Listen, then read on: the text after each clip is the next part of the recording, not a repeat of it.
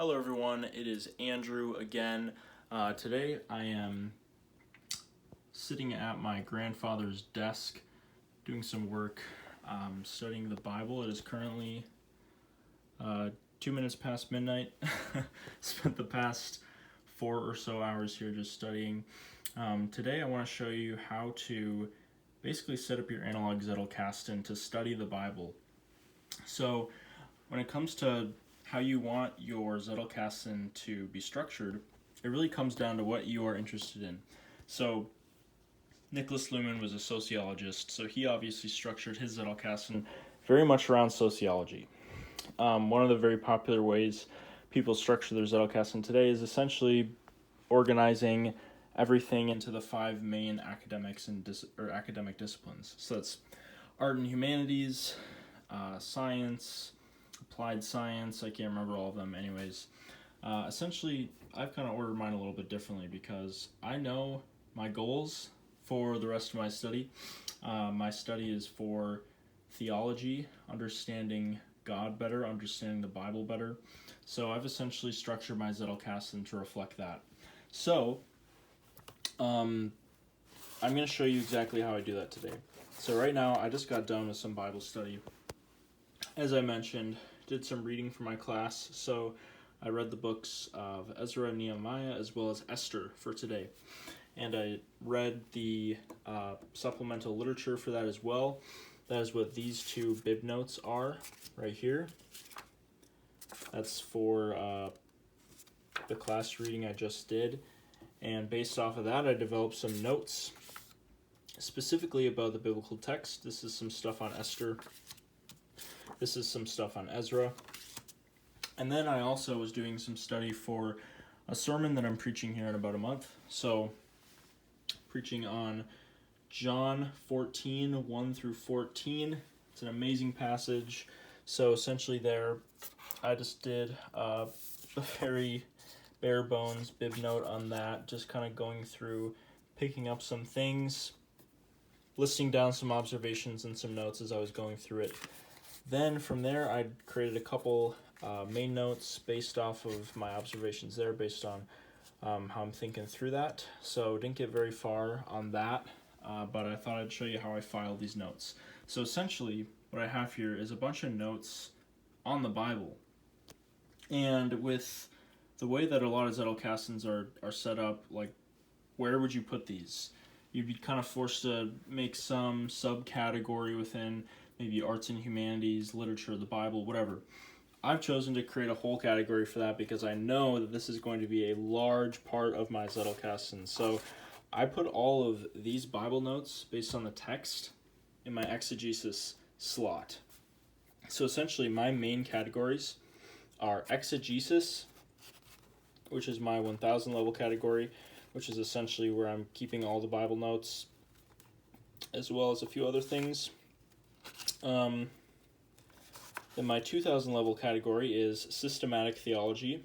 If you're unfamiliar with all these terms, systematic theology is essentially creating a synthesis of all of the Bible and creating different doctrines from that.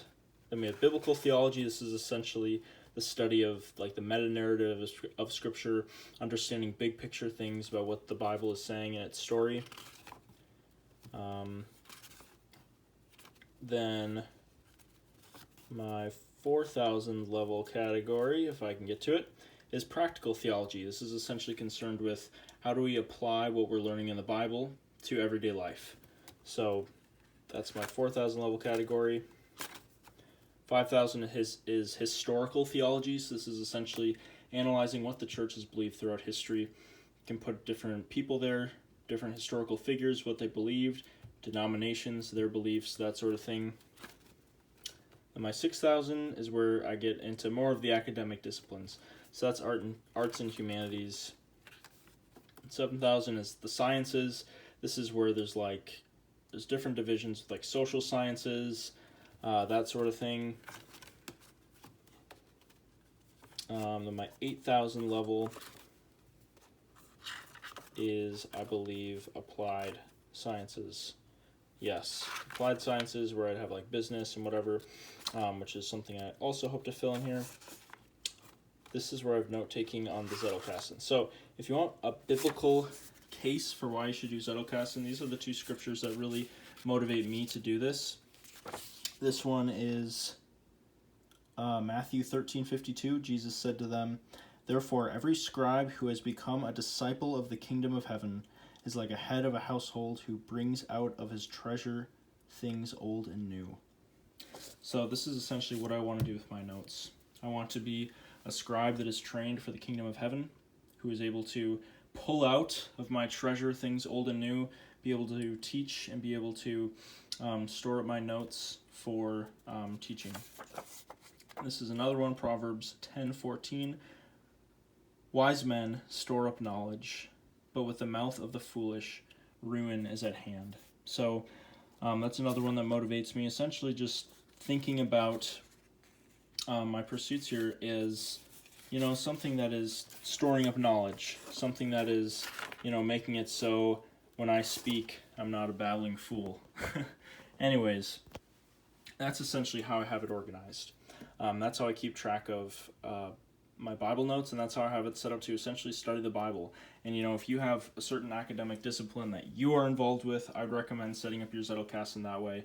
Now, obviously, some people just go into this because they want to, be more of a producer than a consumer. They want to be able to take in knowledge and actually put it somewhere.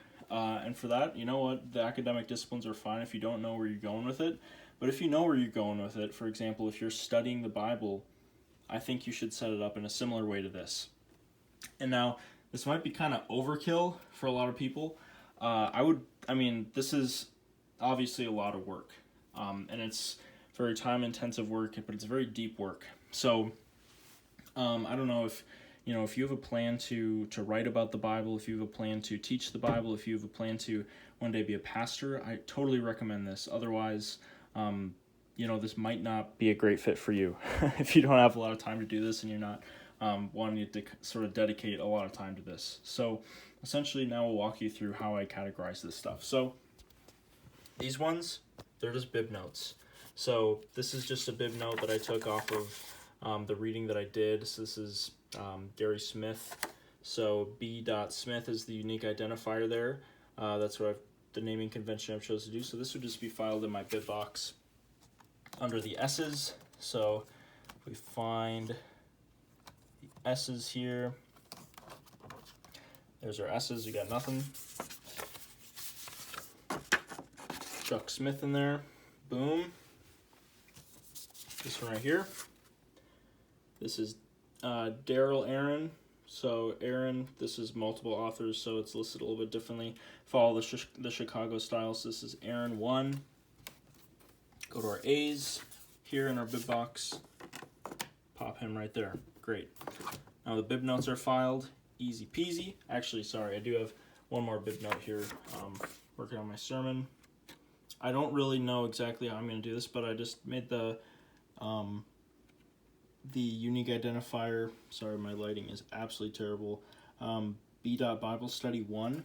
So this is where I'm storing my Bible study notes. And back here is actually where I'm keeping my bib notes in terms of scriptures. I'm ordering it by scriptures. So this is based on a sermon that was preached this past Sunday. So that was by Daniel Sukup. And I have his name in there. Boom. He's a missionary. Awesome dude. So I'm going to file this behind this one because that's Luke 15. And my study tape was on John 15. So John comes after Luke. Put that there. So then we have Bible study notes just like that. Okay, now when it comes to this is where I file all these notes under exegesis. So let's go through them. I'm just going to close my Bible so it's not confusing. Okay, so here is where I started this note. I said the book of Esther is a case study in Romans 8:28. And we know that God causes all things to work together for the good of those who love God and are called according to his purpose. And that's referencing Smith. He made that observation. So wanted to make sure I know where that idea came from in case I'm writing about this. I need to give credit. And then I developed that idea. So this is 13:17:1. 13:17 is the book of Esther in here, in my exegesis category. 13:17 is the book of Esther. This is an idea based on the whole book of Esther, so I just decided to file it in one, because this is the first note. Like I said in my previous videos, I'm just kind of getting started with this. So then as I go a little bit deeper into this idea, provide examples, that sort of thing, I made this 13:17:1a. So that note goes behind this note. And then that note gets filed in here under the book of Esther. So that's New Testament. Go back. Whoops, just saw it. So Chronicles, Nehemiah, Esther, there it is, 13:17. So I would file this note that I just created, these two notes. They would go right there, right behind Esther. Okay, next ones. We've got 13:17:2. This is a new idea, essentially. In Esther, we see a reprise of the story of Saul and King Agag. Mordecai and Esther, Benjamites, foiled the genocide planned by Haman, an Agagite. However, unlike Saul, they put him to death successfully. Okay, so then developing that a little bit more, I have 13:17:2a, which is, we see a similar promise made to Esther that warns against the failure of Saul in 14:14.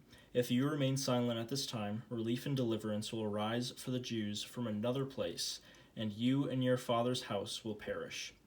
God is not limited by Esther's inaction, but God will cut off her kingdom, as happened with Saul, quoting 1 Samuel 15:28. So, this idea, even though this is actually referring to a different verse in Esther, it's actually getting more specific. I file these together because they're a continuation of a thought. They're the most similar in my mind. So in the end here, this isn't going to be, totally chronological. And I'm okay with that, as long as I'm able to just kind of flip through and see the verses and be able to see starting points in my index. My index is right here. So this one goes right here. Next one. This is another idea. Mordecai's good deed went unrecognized so that he could be honored at another time in order to fulfill God's purpose. If something like this happens to us, we must wait upon the Lord with patience. So this is another idea, but I'm actually referencing 13:17:1a because it relates to it, but it's not really a continuation of the thought. It might just be a helpful jumping off point back to that note from this note. So I chose 13:17:20 just to give some room because this occurs a little bit later in Esther. Totally arbitrary, not too concerned with it lining up. I'm just giving a little bit of room there so I can create other notes in between. Okay, that's my Esther notes filed. Now, I could file these, but I think you probably get the idea. Anyways, here's my index. I just want to show you this just so you understand how I'm doing this. So in here, basically, it's a very simple index. I've got just the classic stuff, so very simple stuff. But then I also have all the books of the Bible. So I have the classic kind of index, keywords, terms, ideas. But then I also have the books of the Bible. So if we go to Esther, for example, we'll go to E. Exodus, Esther. So I have Esther exegesis 13:17, which is the note we were just looking at. So this basically links back to there. And then if there's any big ideas within the books, any parts where I think there'd be a good jumping off point into the main box from the book of Esther, I would also put that on the index card. So that's essentially how I have it laid out. I'm just kind of zooming through this. I'm sorry if I'm tired. It's late. I've been at this for a while. But I thought I'd give you a good idea there of kind of how you structure your Zettelkasten if you want to basically make it about studying the Bible. So, yeah, that's it, guys. I'm going to file these now, but you guys have a great night. See ya.